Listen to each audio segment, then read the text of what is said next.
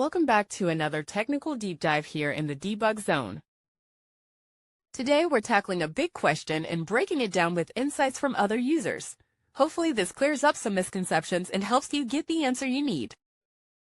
So buckle up, stay a little curious, and let's jump right in.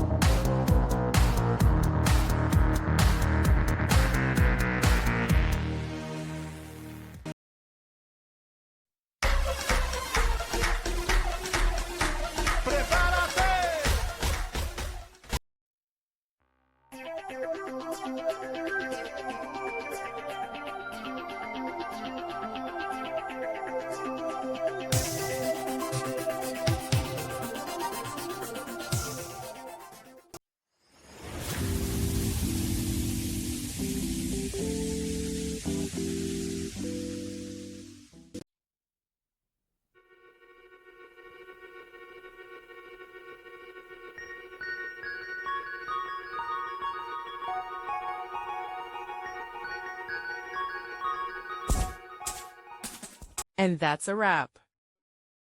I hope you found the answer you were looking for. If you did, take a second to hit that subscribe button. It really helps out. And let me know in the comments which solution worked best for you. See you next time in the debug zone.